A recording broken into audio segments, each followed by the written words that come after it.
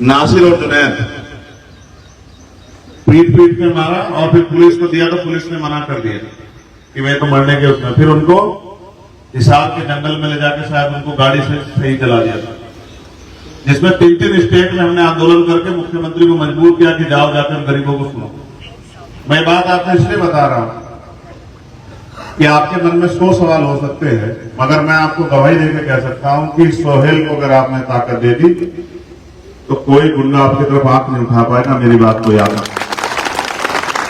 सोहेल मेरी तरह ही खूब मजबूती से आपका मजबूत हिमायती है, किसानों का, मजदूरों का, कमेरों का, गरीबों का, मजलूमों का। और मैं इस बात को महसूस करता हूं, हम पे बहुत विकल्प है। यहाँ सडोरे में ऐसा नहीं है कि हम पे विकल्प नहीं थे, हम पे बहुत विकल्प थे, लेकिन हमें ठेकेदार नहीं बनाने, हमें लीडर तैयार करने जो लंबे समय तक आपकी सेवा करें।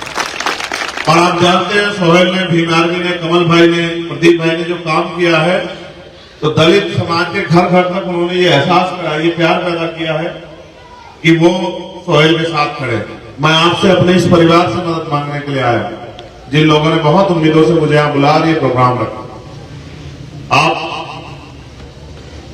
कोई ऐसा मसला हो जहां आपको हमारी जरूरत पड़ेगी, अगर पसीने की जरूरत पड़ेगी तो खून देने का काम हम लोग करेंगे। हम लोग नेता नहीं, नेता होते तो इस बार जब सरकार बन रही थी तो मंत्री बनने के मौके से दरवाजे पे घूम रहे थे लोग कि आओ सरकार बनाने के लिए लोगों की जरूरत, सेंट्रल मिनिस्टर बन जाओ।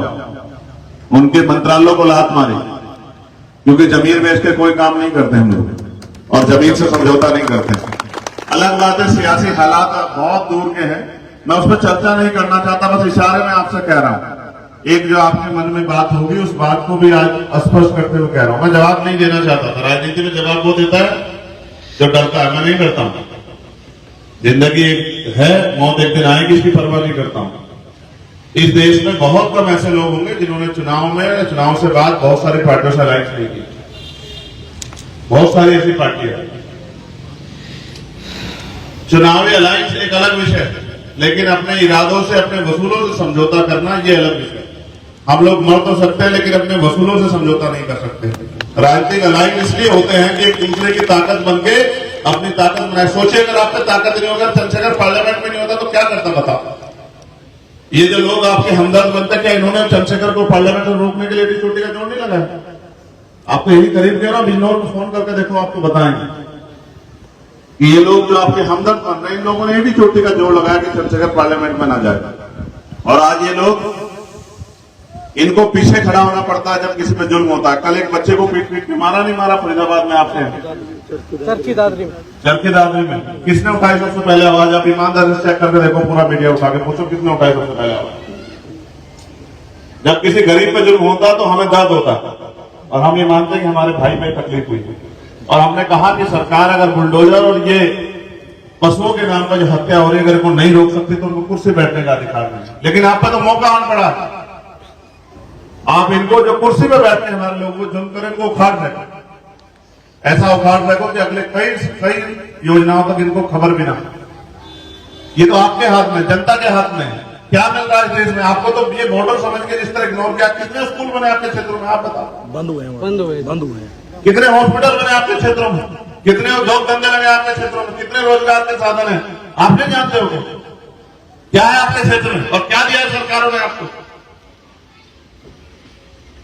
जो थोड़ा बहुत आपका, अगर आप अपना भी काम करने जाओगे, वो गुग्गी लेके जाओगे ट्रैक्टर, और अपनी खेत से मिट्टी निकालोगे तो आपके घर पे आके पुलिस खड़ी हो जाएगी। किस तरह से लोग गरीब अपना जीवन यापन कर रहे हैं ये, और जुल्म जाति कितनी हो रही है, रोज हिंसा, गरीबों को, दलितों को, पिछड़ों को, मुसलमानों को मारा जा रहा है। अब इसको रोकने के 2 उपाय, एक तो सहते रहो, एक इसका मुकाबला करो। 5 साल में जनता के हाथ में ताकत आती है कि अपने बीच के ताकतवर लोगों को आगे बढ़ा के भेजो, उनकी मदद करो।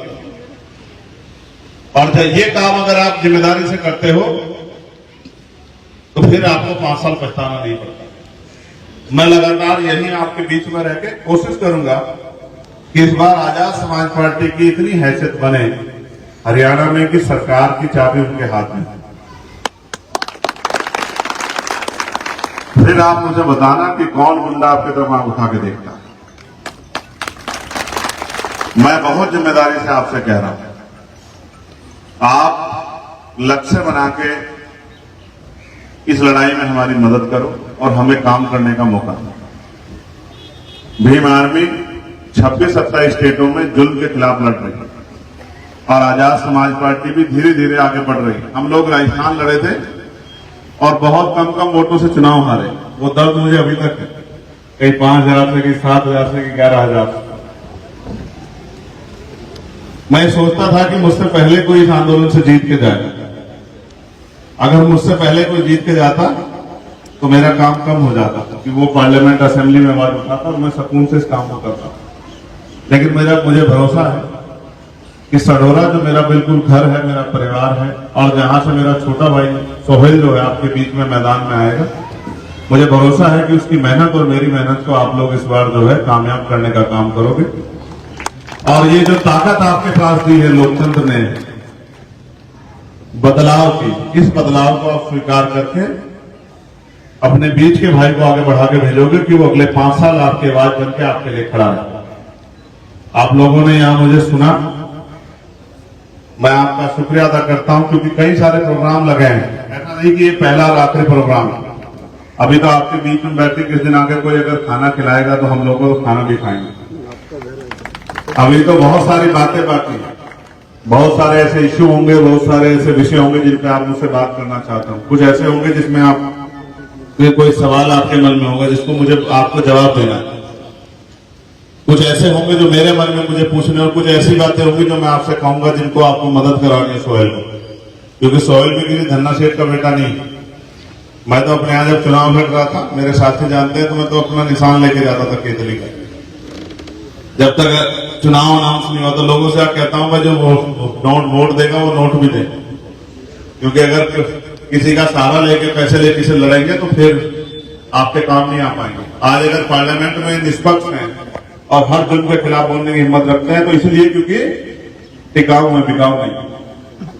मैं आपसे, आप ये बताओ, आप ये कहते हो कि भाई अगर किसी से गलती हो जाए तो उसको माफी का अधिकार मिलना चाहिए, नहीं मिलना चाहिए? बताओ भाई, हाथ उठा के अपने दिल से।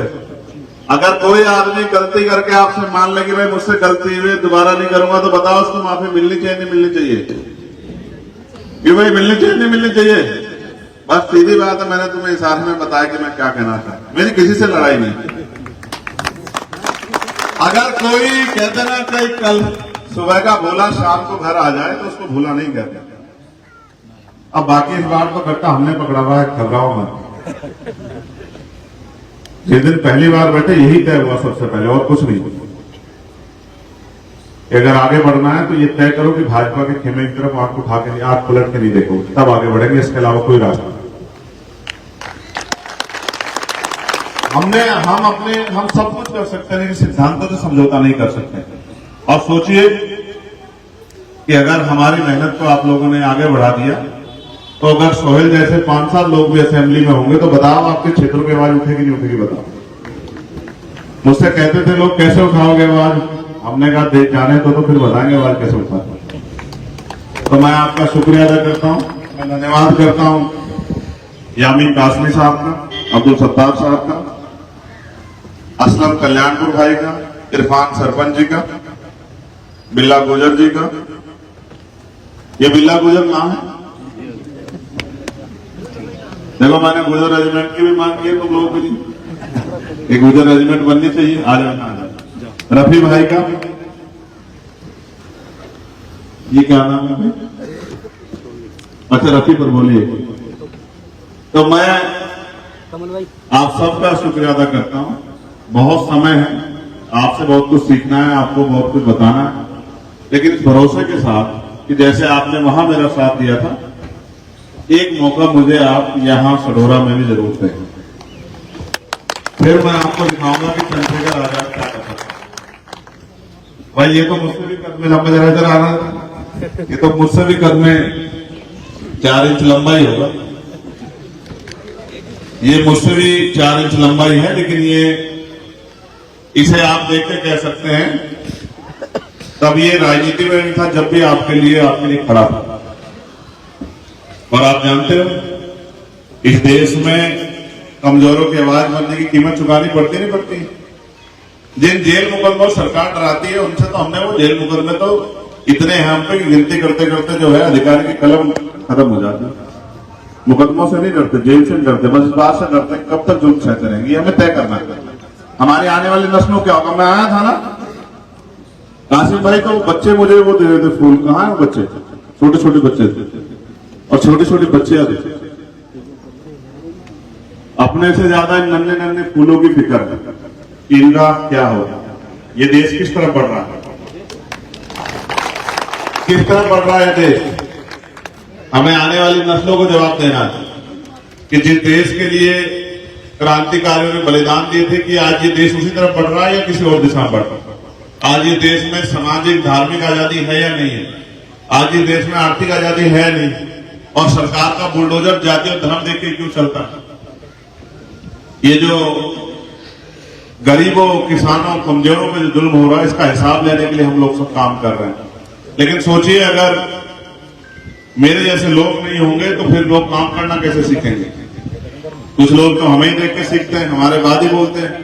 तो मैं आपका पुनः शुक्रिया अदा करता हूं और मैं आपसे सोहेल के लिए, बताओ इसकी सोहेल की मदद करोगे नहीं करोगे? बताओ, हाथ उठाओ दोनों जो लोग इसकी दिल से मदद करेंगे। भाई जो सोहेल से प्यार करते हैं वो सोहेल की मदद कर देना, और जो हमसे प्यार करते हैं वो हम दोनों की मदद कर देना। और जो भीम आर्मी आजाद समाज पार्टी के संघर्ष से प्रेम करते हैं, जो उनकी लड़ाई को हक की लड़ाई मानते हैं, वो लोग उसको देख के वो कर देना। लेकिन फिर कह रहा हूं, चूकना मत। तो यार लम्हों ने खता की और सदियों ने सजा पाई, याद रखना मेरी बात। मैं बहुत बहुत शुक्रिया अदा करता हूं आपका और इजाजत चाहता हूं भाई, आप दोनों साथी।